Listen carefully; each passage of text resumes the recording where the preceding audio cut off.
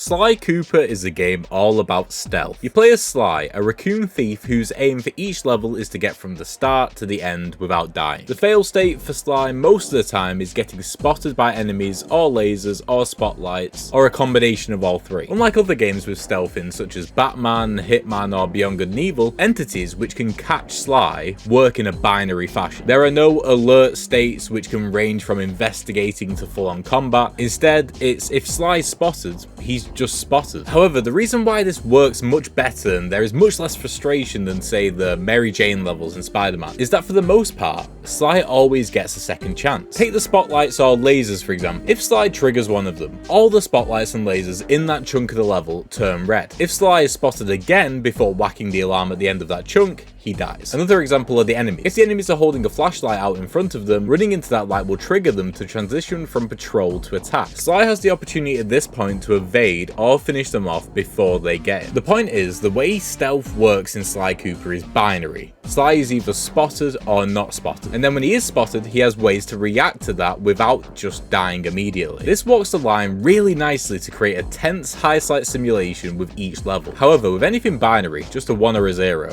the question is, how do you make that interesting for the player? How do you make a puzzle, which always has just one answer, interesting to solve each time? Let's take a look at the level Boneyard Casino to answer this. The first thing the player comes across in this level is a combination of 4 patrolling dogs with machine guns. There's one standing guard which moves their flashlight slightly, but not really enough to worry about. The player simply flanks to the left or right of them and hits them from the side. Then 2 of them are patrolling in a symmetrical pattern that either side is a slot machine. The player will most likely wait for them to turn around and face the opposite direction to take them both out in quick succession. Then the final dog is actually quite interesting. Because of the sequence of timings of patrols, it's pretty common, at least for me anyway, for them to spot the player after killing the 3rd dog. Because of the way the slot machines are laid out, the player can evade the dog quite easily and move on to the next area. So that's the first area. 4 guards which require the player to flank, then wait, then evade. The next area introduces floor lasers which switch on and off in a consistent pattern. It starts with 1 lane down the middle and 2 on either side, and alternates between those. The next part has 2 spotlights which require the player to weave between them. Then the player must jump and shimmy along a ledge to take out 2 guards from behind which are blocking the path with their flashlights. Finally, the player must climb a rope to get to the next area. So that's the area. With 2 guards, 1 floor laser and 2 spotlights, the player has to jump,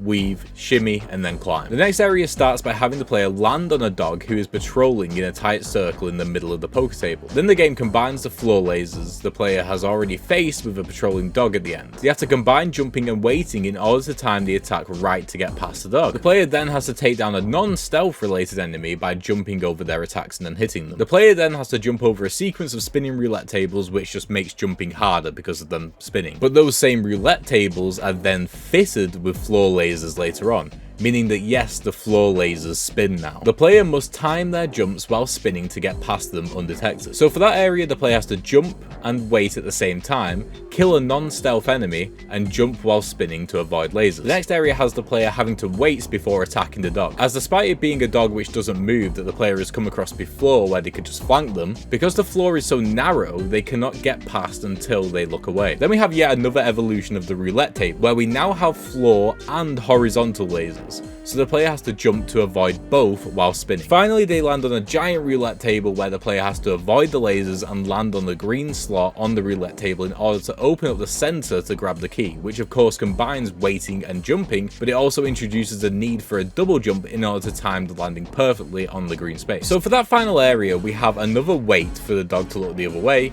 an evolution of the roulette tables, and then another evolution of the roulette table, making the jumping and waiting part of avoiding detection harder each time. So to summarize, the player must in order flank, then wait, then evade, then jump, then weave, then shimmy, then climb, then jump, and wait at the same time. Then kill a non-stealth enemy, then jump on the first lot of laser roulette tables, then wait, then jump on even harder roulette tables, and then finally jump on the last giant laser-filled roulette table. If you haven't gotten it by now, how the developers keep the binary stealth in Sly fresh and interesting for the player is by purposely designing every sequential part of the level to require a different solve. After the player solves how to defeat a stealth enemy, make them have to solve it in another way. Instead of a flank, get them to shimmy. With the lasers and spotlights, instead of jumping, get them to weave, or get them to jump but have to wait for the right moment, or get them to jump but against against the tide of spinning roulette tables. Not only does each puzzle in sequence require a different solution, but each solve asks more of the player. It ramps up, increasing the tension and adding to the feeling of pulling off a heist as Sly Cooper. Now, all of these mechanics are incredibly basic. The combat is simple, the AI are barely AI,